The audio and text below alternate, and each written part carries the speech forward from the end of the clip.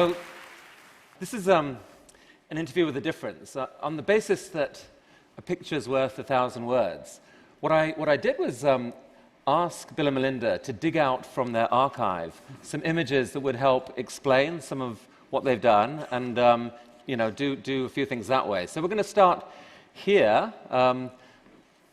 Melinda, when and where was this, and who is that handsome man next to you? With those big glasses, huh? This is in Africa, our very first trip, the first time either of us had ever been to Africa in the fall of 1993. We were already engaged to be married. We married a few months later. And this is the trip where we really went to see the animals and to see the savannah. It was incredible. Bill had never taken that much time off from work.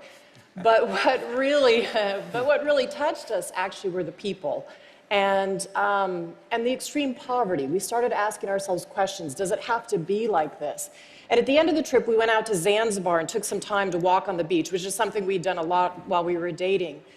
And we'd already been talking about during that time that the wealth that had come from Microsoft would be given back to society. But it was really on that beach walk that we started to talk about, well, what might we do and how might we go about it?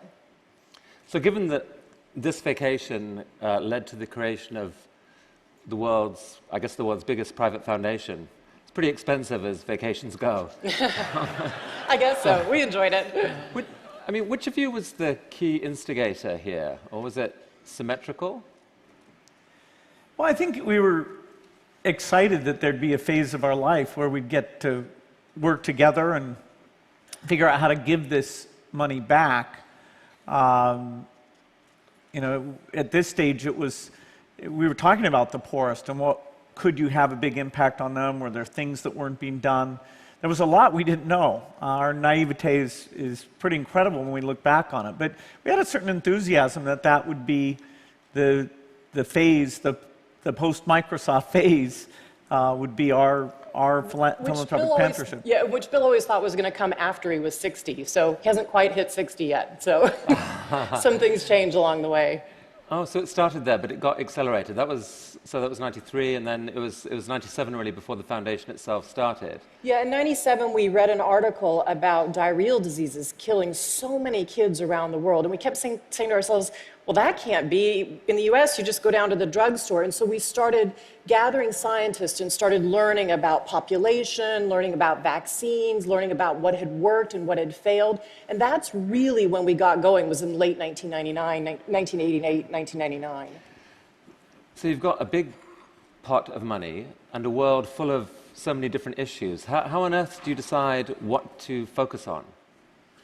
Well, we decided that we'd pick two causes, whatever the biggest inequity was globally, and there we looked at children dying, children not having enough nutrition to ever develop, and countries that were really stuck because with that level of death, and parents would have so many kids that they'd get huge population growth, and that the kids were so sick that they really couldn't be educated and lift themselves up. So that was our global thing, and then in the US, both of us had amazing educations, and we saw that as the way that the U.S. could live up to its promise of equal opportunity is by having a phenomenal education system. And the more we learned, the more we realized that we're not really fulfilling that promise. And so we picked those two things, and everything the foundation does are focused there.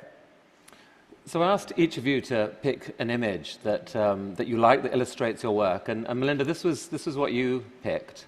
Yeah. What's this about? So one of the things I love to do when I travel is to go out to the rural areas and talk to the women, whether it's Bangladesh, India, lots of countries in Africa, and I go in as a Western woman without a name. I don't tell them, who I am, pair of khakis, and I kept hearing from women over and over and over the more I traveled of, I want to be able to use this shot. I would be there to talk to them about childhood vaccines, and they would bring the conversation around to, but what about the shot I get, which is an injection they were getting called Depo-Provera, which is a contraceptive. And I would come back and talk to global health experts, and they'd say, oh no, contraceptives are stocked in the developing world. Well, you had to dig deeper into the reports, and this is what the team came to me with, which is to have the #1 thing that women tell you in Africa they want to use stocked out more than 200 days a year explains why women were saying to me, I walked 10 kilometers without my husband knowing it And I got to the clinic and there was nothing there. And so condoms were stocked in Africa because of all the AIDS work that the US and others supported. But women will tell you over and over again, I can't negotiate a condom with my husband. I'm either suggesting he has AIDS or I have AIDS. And I need that tool because then I can space the births of my children and I can feed them and have a chance of educating them. Melinda, you're Roman Catholic, and you've often been embroiled in controversy over this issue and on the abortion question, on both sides, really. How do you navigate that? Yeah, so I think that's a really important point, which is we had backed away from contraceptives as a global community. We knew that 210 million women were saying they wanted access to contraceptives, even the contraceptives we have here in the United States. And we weren't providing them because of the political controversy in our country. And to me, that was just a crime. And I kept looking around trying to find the person that would get this back on the global stage. And I finally realized I just had to do it. And even though I'm Catholic, I believe in contraceptives, just like most of the Catholic women in the United States who report using contraceptives. And I shouldn't let that controversy be the thing that holds us back. We used to have consensus in the United States around contraceptives. And so we got back to that global consensus and actually raised $2.6 billion around exactly this issue for women.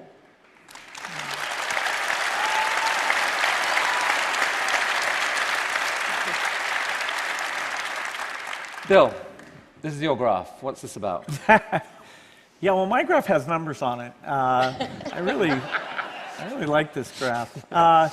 This is the number of children who die before the age of 5 every year. And what you find is, really a phenomenal success story, which is not widely known, that we are making incredible progress. We go from 20 million not long after I was born to now we're down to about 6 million. So this is a story largely of vaccines. Smallpox was killing a couple million kids a year. That was eradicated, so that got down to 0. Measles was killing a couple million a year. That's down to a few 100,000.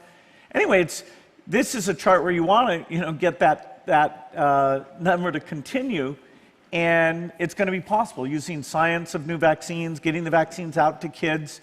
We can actually accelerate the progress. The last decade, that number has dropped faster than ever in history.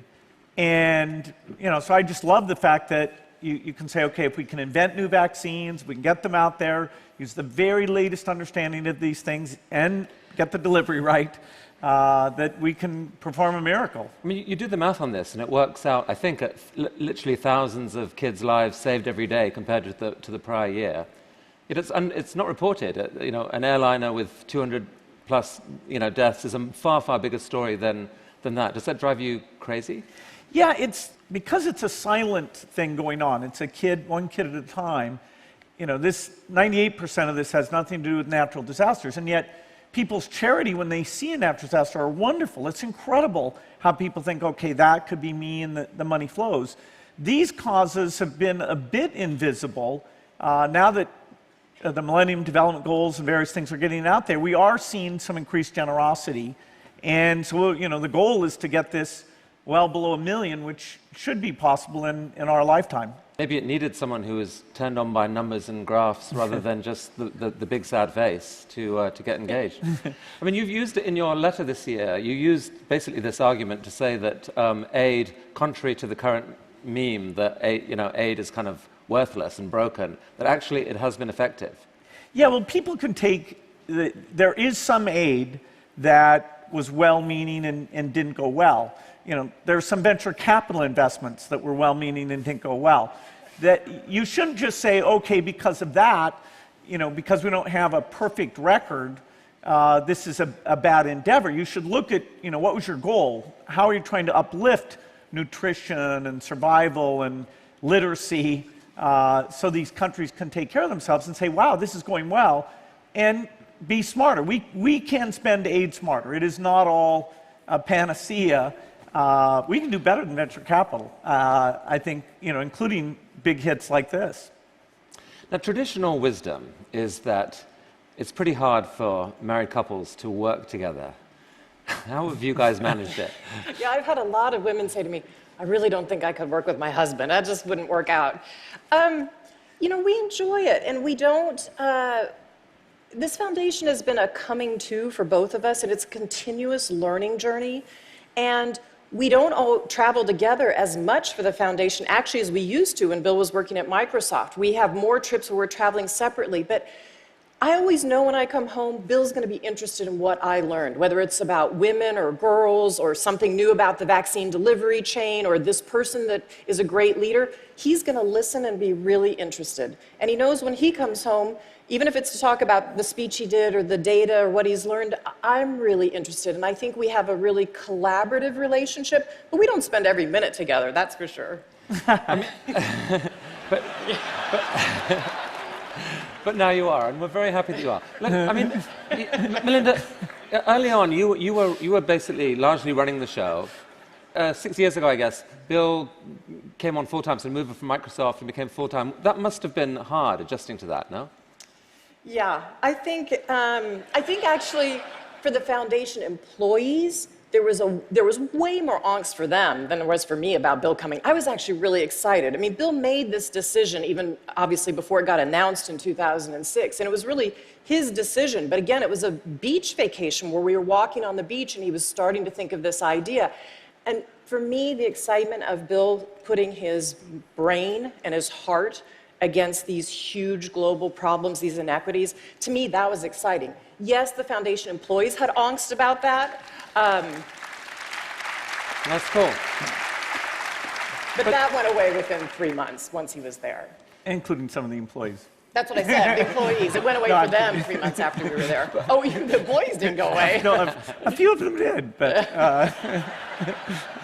So what do you guys argue about? Like, you know, Sunday, 11 o'clock, you're away from work, you know, what comes up? What's the argument?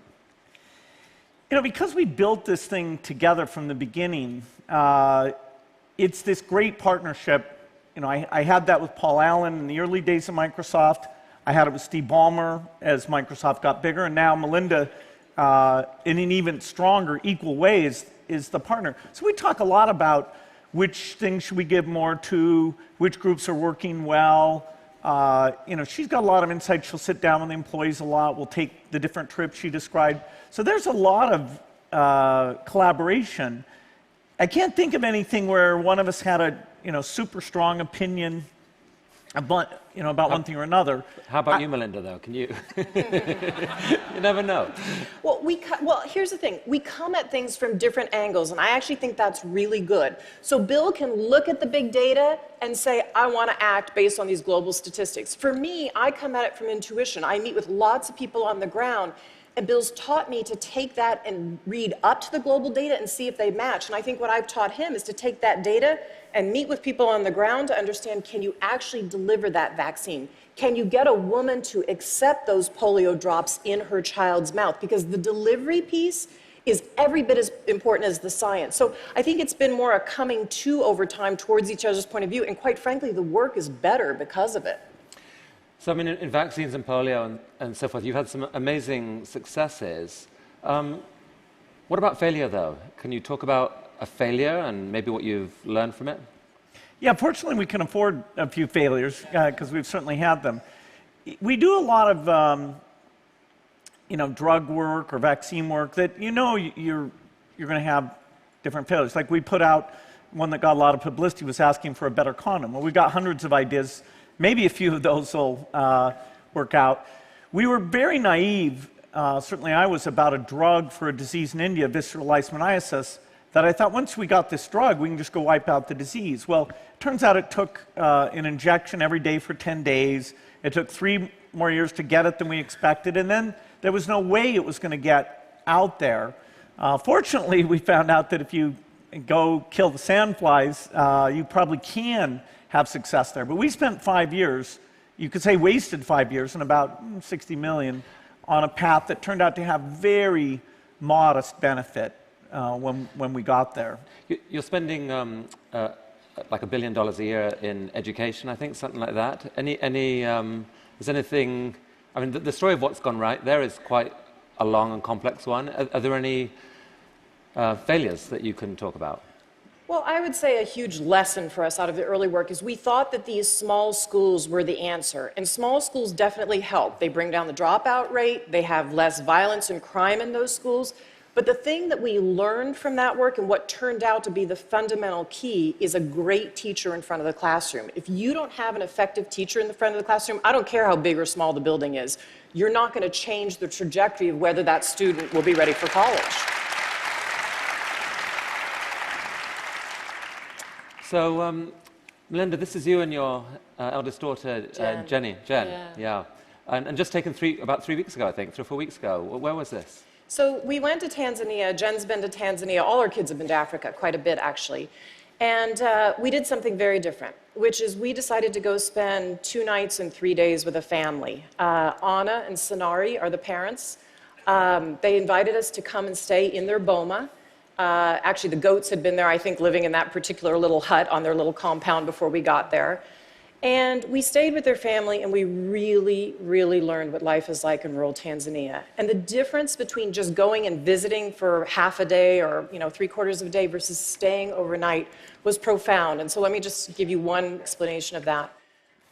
They had 6 children, and as I talked to Anna in the kitchen, we cooked for about 5 hours in the cooking hut that day. And as I talked to her, she had absolutely planned and spaced with her husband the births of their children. It was a very loving relationship. This was a Maasai warrior and his wife, but they had decided to get married. They clearly had respect and love in the relationship.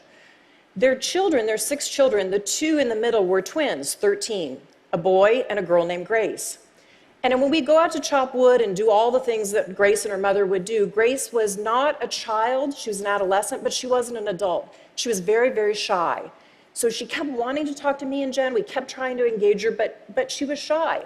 And at night, though, when all the lights went out in rural Tanzania, and there was no moon that night, the first night, and no stars, and Jen came out of our hut with her REI little headlamp on, Grace went immediately and got the translator, came straight up to my Jen and said, "When you go home, can I have your headlamp so I can study at night?" Oh, wow.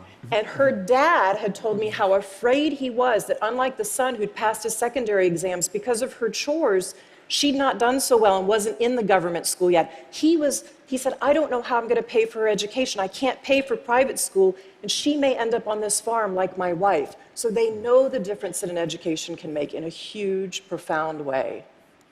I mean, this is another pic of your other 2 kids, Rory and Phoebe, along with Paul Farmer. I mean, bringing up 3 children when you're the world's richest family seems like a social experiment without much prior art. How have you managed it? What's been your approach? Well, I'd say overall, the kids get a great education, but you've got to make sure they have a sense of their own ability and what they're going to go and do. Our philosophy has been, to be very clear with them, most of the money's going to the foundation and, help them find something they're excited about. We want to strike a balance where they have the freedom to do anything, but not sort of a lot of money showered on them so that they could go out and do nothing. And so far, they're fairly diligent, excited to pick their own direction. I mean, you've obviously you've guarded their privacy carefully for obvious reasons. I'm curious why you've given me permission to show this picture now here at TED. Well, it's interesting. As they get older, they so know that our family belief is about responsibility, that we are in an unbelievable situation just to live in the United States and have a great education. And we have a responsibility to give back to the world. And so as they get older, and we are teaching them, they have been so many countries around the world, they're saying, we do want people to know that we believe in what you're doing, Mom and Dad, and it is okay to show us more. So we have their permission to show this picture, and I think Paul Farmer is probably going to put it eventually in some of his work, but they really care deeply about the mission of the foundation, too. I mean, you've easily got enough money, despite your vast contributions to the foundation, to make them all billionaires. Is that your plan for them? Nope. No, they won't have anything like that. They need to have a sense that their own work is meaningful and important. And we read an article actually before we got married, where Warren Buffett talked about that, and we're quite convinced that it wasn't a favor either to society or to the kids. Well, speaking of Warren Buffett, something really amazing happened in 2006 when somehow your only real rival for richest person in America suddenly turned around and agreed to give 80% of his fortune to your foundation. How on earth did that happen? I guess there's a long version and a short version of that. We've got time for the short version. All right. Well, Warren was a close friend, and he was going to have his wife, Susie, give it all away. Tragically, she passed away before he did. And he's big on delegation, and he said, Tweet that. you know, if he's got somebody who's doing something well and, you know, is willing to do it at no charge, maybe that's okay. But we were stunned. You know, we had never Totally stunned. expected it, and it has been unbelievable. It's allowed us to increase our ambition in what the foundation can do quite dramatically. I mean, it's half the resources we have come from Warren's mind-blowing generosity. I mean, I think you've pledged that by the time you're done, more than, or 95% of your wealth will be given to the foundation. Yes. And since this relationship, yeah, it's amazing. And recently, you and Warren have been going around trying to persuade other billionaires and successful people to pledge to give more than half of their assets for philanthropy. How is that going? Well, we've got about 120 people who've now taken this giving pledge. The thing that's great is that we get together yearly and talk about, okay, do you hire staff? What do you give to them? We're not trying to homogenize it. I mean, the beauty of philanthropy is this mind-blowing diversity. People give to some things, we look and go, wow. But that's great. That's the role of philanthropy, is to pick different approaches, you know, including even in one space like education. We need more experimentation. But it's been wonderful meeting those people, sharing their journey to philanthropy, how they involve their kids where they're doing it differently. And it's been way more successful than we expected. Now it looks like it'll just keep growing in size in the years ahead. And I think sorry, go. having people see that other people are making change with philanthropy. I mean, these are people who have created their own businesses, put their own ingenuity behind incredible ideas. If they put their ideas and their brain behind philanthropy, they can change the world. And they start to see others doing it and saying, wow, I want to do that with my own money. And to me, that's the piece that's incredible. It seems to me it's really hard for some people to figure out even how to remotely spend that much money on something else. I mean, there are probably some billionaires in the room and certainly some successful people. I'm curious, can you make the pitch? What's the pitch? Well, it's the most fulfilling thing we've ever done. And, you know, you can't take it with you. And if it's not good for your kids, you know, then let's get together and brainstorm about, you know, what can be done. The world is a far better place because of the philanthropists of the past. And the U.S. tradition here, which is the strongest, is the envy of the world. And part of the reason I'm so optimistic is because I do think philanthropy is going to grow and take some of these things government's just not good at working on and discovering and shine some light in the right direction. The world's got this terrible growing inequality problem that seems structural. It does seem to me that if more of your peers took the approach that you two have made, it would make a dent both in that problem and certainly in the perception of that problem. Is that a fair comment? Oh yeah, if you take from the most wealthy and you give to the least wealthy, it's good. It kind of tries to balance that, and that's just. But you change systems. I mean, in the U.S., we're trying to change the education system so it's just for everybody and it works for all students. I mean, that, to me, really changes the inequality balance. That's the most important. Well, I really think that most people here and many millions around the world are just in awe of the trajectory your lives have taken and the spectacular degree to which you have shaped the future. Thank you so much for coming to TED and for sharing Thank you. for all you do. Thank you. Thanks. Thank you. Come back.